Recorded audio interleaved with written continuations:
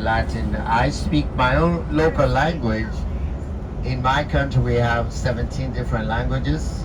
The R and the L's are always what causes the problem that the Greeks and the Latin have. So, for example, in one of my local languages, R and L is a problem. Sometimes your name is Laura, I would say Rara. So I have to be very determined. How do I say that? But your language came from the Greeks. Yeah, yes. You already heard So I that. was just sitting down there listening to see, all right, when you speak another language, you have to, a J in another language J is like a Y. You know, where you want to use a word that starts with J, you say it like a Y. Janet, Yanet. So for the next few minutes, we want to look at where we are in Thessaloniki, and we want to, that's Acts chapter 17, so that when we get there, we're able. But like Danny said, before we get there, Paul on the first missionary journey had been to these places. Then he gets to Jerusalem in Acts chapter 15. So from in Jerusalem, at the end of, I know you heard a message the other day that when they were going to divide, disagreement was for a missional reason. They were not just going to be dividing. John Mark goes with Barnabas and Silas goes with Paul. There were two lessons in that teaching: missional strategy and also a leadership lesson. Anybody remember what was the leadership lesson? The leadership lesson of John Mark taking Barnabas. What was that? What do you remember? To build up the young, to teach them and help them to grow. Yeah, to build up the younger one and to help him develop. And later on we see John Mark was not only writing the book of Mark, but also we see that Paul says later, bring Mark with me because he's useful. So leadership lesson, and then the missional strategy that we need to divide up so that we can advance the gospel.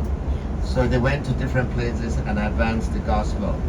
But really it's in chapter 16 we're going to start with today's visit.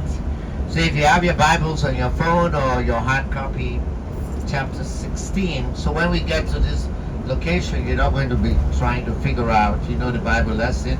Pastor Josh will still read it on site.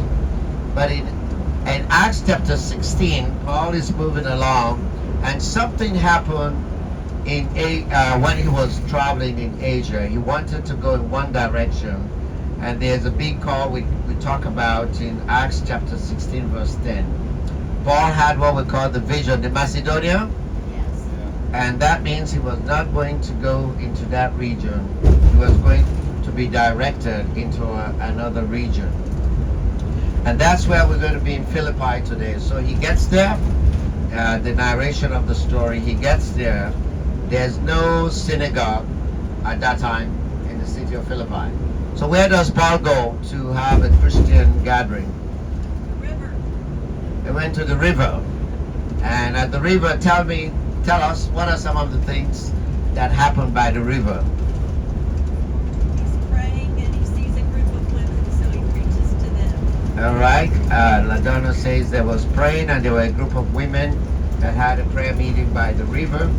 And it gives a particular woman that we've been to our hometown that was now in this city of Philippi. What's the name of the lady? Lydia. And what was our hometown? Okay. And we learned there when we were studying the book of the seven churches in Thyatira, that what was the business that they did in that city that now she had a business over here? Huh? Dyeing fabrics. All right, they were dealing with fabrics, purple. Have a nice purple John's there. wearing the purple today. Yeah, John is wearing purple, so we like your color, right? No? Yes, John. Yes, at the dining room this morning, several guys tell me their name is John in Greek, Yanis or whatever, the other one. So that's where Paul goes and meets the ladies, and the Lord opened our hearts to respond to Paul's message. Again, let's remind ourselves and practice back, what was this one message that from Tarsus, that when Paul went to Jerusalem, he went to Caesarea, he went back to Tarsus. There was one particular message Paul had all the time that was burning, was captivating him. What was the message about? Jesus. Yeah, the gospel. The message about the king, because Paul well learned, but he wanted to always follow into the one message of the king. And I was reminded by one of our team members here, he would always start the message back from the Old Testament. You know, he would go back and start the message. He would even go to Genesis. You know, he would start to talk about Abraham, and he would trace that story from Abraham. Then he would go to the people of Israel, and Israel did not obey, and they went into captivity, and then they were brought back to their land. And God promised Isaiah he will bring the Messiah, and Jesus came, and today we have the church. So keep that in the frame of mind as you think about the message that people respond to. It's not just a fine message. The message about the gospel. The gospel, anybody know the definition of the gospel? If you want, I can read it. I haven't read it, but Jesus Christ, the cosmic king of where? Of the universe, has come. And through his death and resurrection, is making all things new. So think about Paul coming to the city of Philippi here, and because he has this urgency, and he preaches the gospel, and there's a response to the gospel by Lydia and the women, and they were baptized. I hear we're going to see where, when she, Acts 16:15, when she and the members of her household were baptized, she invited us. So us, we mean, who is joining the group there when he says us?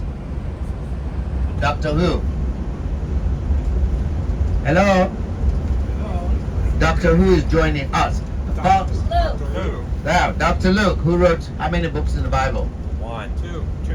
Oh, no. Well, we're having Bible trivia along the He wrote way. Acts, too. Yeah, He wrote the book of Luke, and then in Acts, so all that Jesus began to do, he writes in the book of Acts. So she shows hospitality to them. They came and stayed, and they were all in her house. And then also you're going to see the book of Acts. Now, if you're at Northland this year, you haven't studied Acts chapter 16 from two pastors. Well, there's a little bit of problem. We've had two pastors preach the whole chapter. We had that from Pastor Josh, what I just shared about the leadership and the missional strategy. But then we're going to see in the city of Philippi, a couple of other things are going to be happening there. The demon-possessed girl, and she was finally set free. Imagine Paul in the city of Philippi, there's just this disturbance going on, annoying. Do you ever get annoyed by things that are not of God or things that are of God?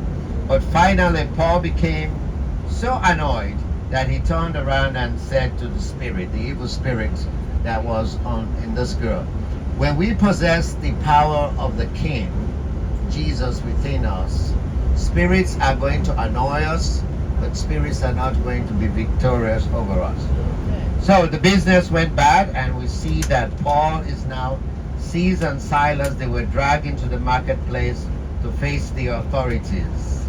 They brought them before the magistrate and said, "These men are Jews and are throwing our city into uproar by advocating customs unlawful for us Romans to accept to practice." So again, because Rome is reigning over these people, Caesar was the king. But Apostle Paul and his team, Luke included, they were preaching another king that came, the king that came to set them free in the universe. So they're going to have some flogging. I hope we don't get to have that in Salonika. And in 22, the crowd joined in attack against Paul and Silas, and the magistrate ordered them to be stripped and beaten with rods.